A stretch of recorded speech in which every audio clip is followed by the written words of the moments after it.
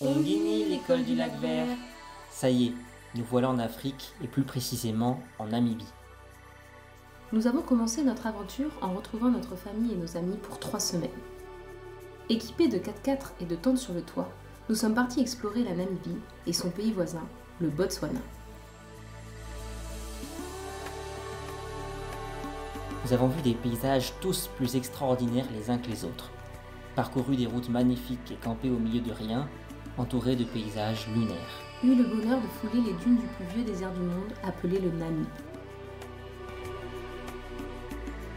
La dune du Bila nous a paru bien petite face à cette immensité de sable rouge. Nous avons découvert Swakopmund et ses colonies d'otaries aussi mignonnes qu'odorantes.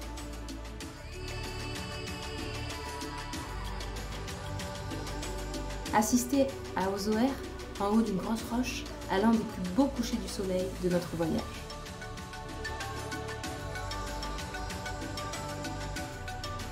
Nous sommes également partis à la recherche des éléphants du désert.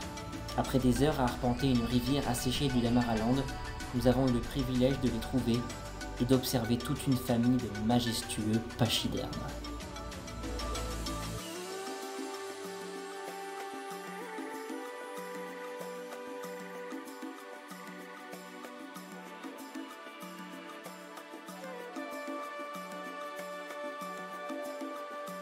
L'aventure s'est poursuivie dans le nord du pays, et plus précisément au parc national d'Etosha, où nous avons pu voir pour la première fois de nos vies les animaux de la savane en liberté. Les zèbres, Les impalas, les oryx, les girafes, les hyènes, les oiseaux, et enfin les éléphants. On a même pu assister à un combat entre 2 mâles qui nous a laissés sans voix.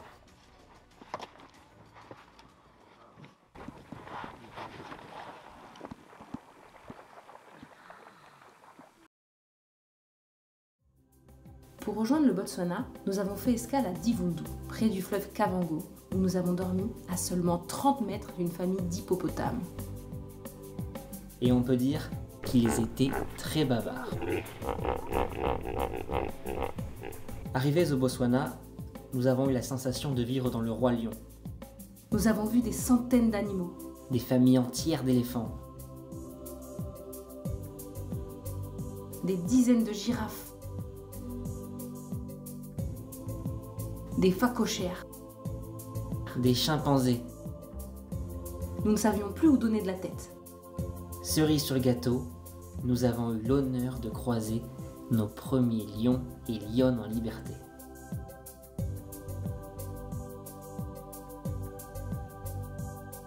Dans ce pays, les parcs ne possèdent pas de barrières. Les animaux y vivent donc en roi et ce fut un vrai bonheur de découvrir leur royaume.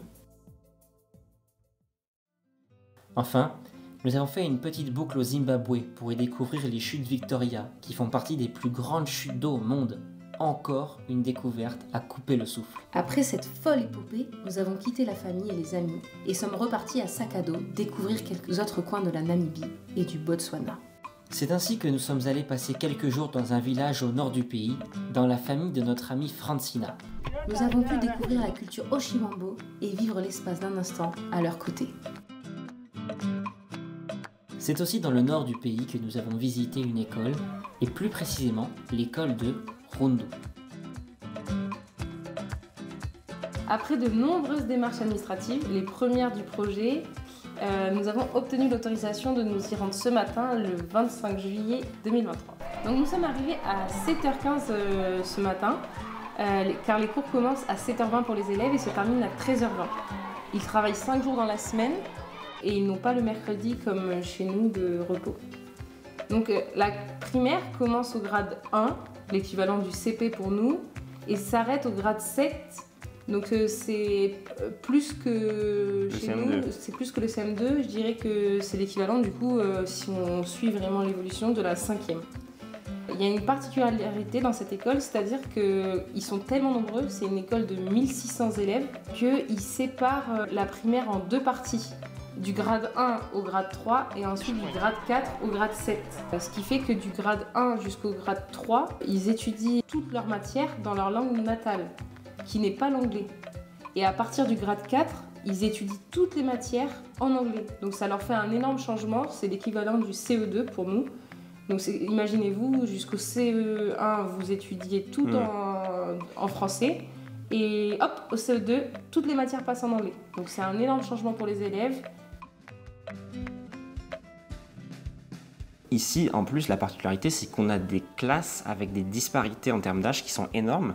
Dans la classe qu'on a visitée, le minimum, c'était 12 ans.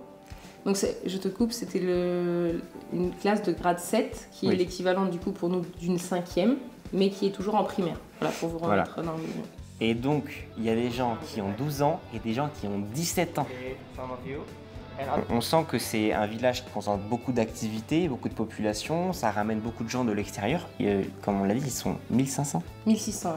1600 et ils sont 50 élèves par classe, parfois même ils sont 70.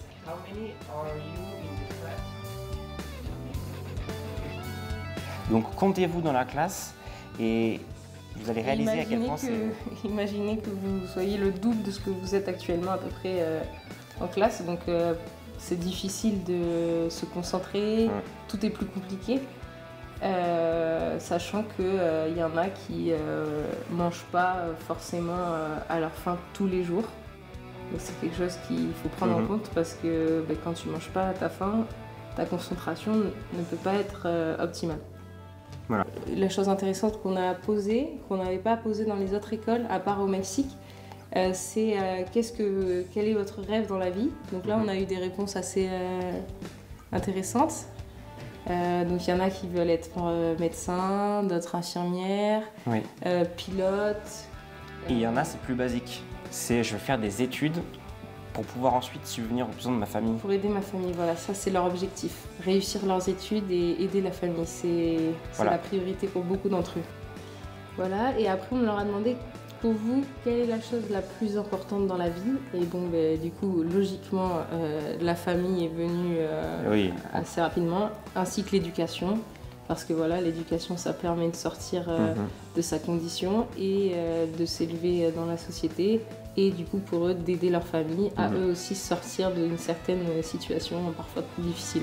Oui, et puis aussi une réponse auquel je pense qu'on n'attendrait pas en France et dans certains autres pays, c'est la réponse l'eau et la nourriture. Il faut savoir qu'ici, on se nourrit parfois, dans certaines familles, qu'une seule fois par jour. Et on voit que les priorités sont pas les mêmes que chez nous parfois.